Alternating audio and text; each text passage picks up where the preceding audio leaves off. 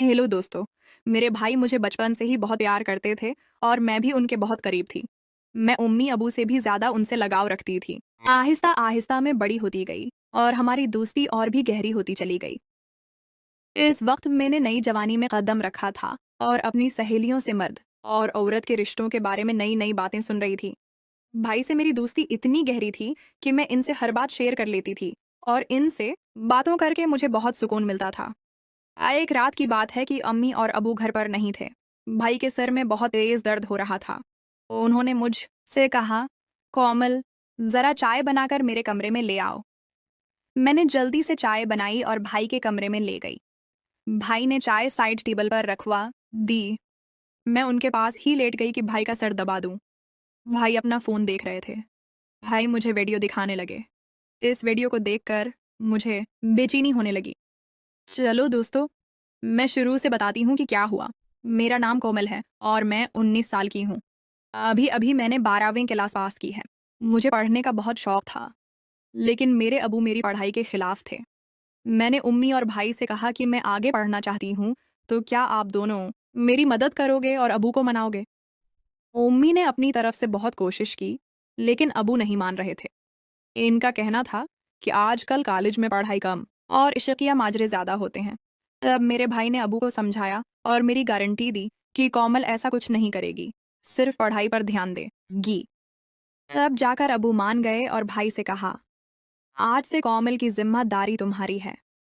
अगर उसने कुछ भी गलत किया तो उस घर और खानदान की इज्जत पर दाग लगेगा और कोमल के साथ साथ तुम्हारी भी खैर नहीं। भाई ने अबू से कहा, आप फिक्र मत करें, मैं कोमल की हर हरकत पर नजर रखूंगा।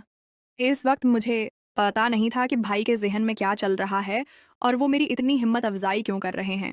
लेकिन मज़े की बात ये थी कि मैंने कभी सोचा भी नहीं था कि मेरी और भाई की दोस्ती इतनी आगे तक जाएगी। कुछ ही दिनों बाद भाई ने मेरे साथ जाकर मेरा कॉलेज में दाखिला करा दिया। शुरुआत में मैं खूब दिल लगाकर पढ़ाई करने लगी और कॉलेज में किसी के साथ ज़्यादा मिलती नहीं थी। जो भी कॉलेज में होता वो सब मैं रात को भाई को बता देती। भाई भी मेरे साथ बहुत फ्रेंडली हो गए थे। अब मुझे लगने लगा कि वो मुझे कुछ अजीब नज़रों से देखते हैं।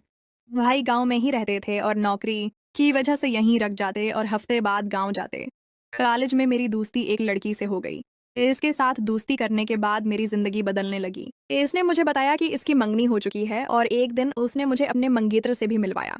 मेरी सहेली ने मुझे बताया कि उनकी शादी तो नहीं हुई है, लेकिन वो दोनों एक दूसरे के साथ तमाम हदें पार कर चुके हैं। इसके बाद मैं अपनी सहेली से वो सब कुछ पूछने की कोशिश करने लगी, जो शायद मुझे इस उम्र में पूछना ठीक नहीं था। उम्र ऐसी थी कि मैं इन बातों की वजह से आसानी से गलत रास्ते पर जा सकती थी और फिर ऐसा ही होने लगा। मुझे भी इन बातों में दिलचस्पी होने लगी। मेरे किसी लड़के से दोस्ती नहीं थी, इसीलिए जब भी मैं ऐसी बातें सोचती तो मेरे दिमाग में भाई की तस्वीर आ जाती। लेकिन भाई का रवैया और उनकी बातें मेरी सोच को मजीद परेशान करते थे।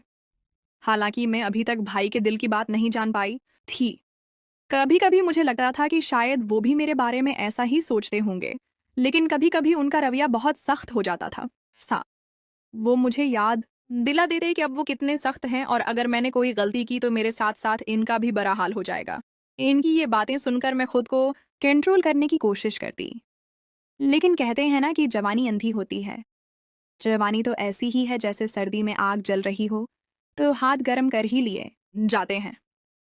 मैं जैसे ही कॉलेज जाती, फिर वही सब बातें सुनने को मिलते हैं। फिर मैं कॉलेज से घर आकर अपनी दोस्तों की बताई हुई बातों को सोचने लगती। इस दिन मेरे भाई जब से घर वापस आए तो आकर बैठ गए और पूछने लगे, क्या सोच रही हो कोमल? मैं अपनी हर बात भाई को बताती थी। फिर वो चाहे जैसी भी बातें क्यों ना हों, भाई भी मुझे ऊपर से नीचे तक देखते हुए बोले, हाँ बताओ, क्या बताना है तुम्हें? तुम्हारी दोस्त ने तुम्हें क्या बताया है? मैंने इनसे कहा, मेरी दोस्त मुझे बता रही थी कि इंटरनेट पर बहुत किस्म की वीडियोस होती हैं जिनमें हर तरह की वीडियोस मिल जाती हैं। तो मैं ये कह रही थी कि आपके पास भी तो मोबाइल है और साथ में नेट का पैकेज भी लगा हुआ है। आपने भी वो वीडियोस देखी होंगी। तो क्यों ना हम दोनों मिलकर वीडियोस देखें और एंजॉय करें। मैंने ये बात अपना चेहरा भाई के करीब लाकर सरगोशी वाले अंदाज में कही। वो फटी फटी आंखों से मेरी तरफ देखने लगे। मुझे लगा जैसे वो मुझे अच्छी तरह से पटाई लगाएंगे, लेकिन फिर अचानक ही उन्होंने मुझे बड़े गौर से देखा और फिर शायद दिल में कुछ फैसला किया। और फिर वो मुस्कुरा पड़े और मुझे सरगोशी वाले अंदाज में कहने लगे, देखो कोमल, ऐसी बातें अबू के सामने मत करना, वरना तुम्हारा तो बड़ा हाल होगा ही। साथ में मुझे भी घर से निकाल देंगे। बाकी रही वीडियोस देखने की बात, तो तुम रात के वक्त मेरे कमरे में आ जाना, मैं तुम्हें तमाम वीडियोस दिखा दूंगा। भाई की आंखों में एक शरारत थी जो इस वक्त मुझे समझ नहीं आ रही थी। इसके बाद भाई अपने कमरे में चले गए और मैं पढ़ाई करने लगी और आने वाले वक्त के बारे में सोचने लगी। अब मेरा दिल किताबों में नहीं लगता था और रात को क्या होगा यही सोचने लगी। लेकिन पढ़ाई करना भी ज़रूरी था, क्योंकि पढ़ाई के मामले में भाई बहुत ही ज़्यादा सख्त थे और मुझे कहते थे कि सबसे पहले तुम्हारी पढ़ाई और बाकी मौज मस्ती बाद में है। इनका कहना था कि अगर तुम पढ़ाई में अच्छी रहोगी तो तुम्हारे अबू भी समझ जाएंगे कि लड़की पढ़ रही है और तुम्हारी आज़ादी के दरवाजे तुम्हारे लिए खुले रहेंगे।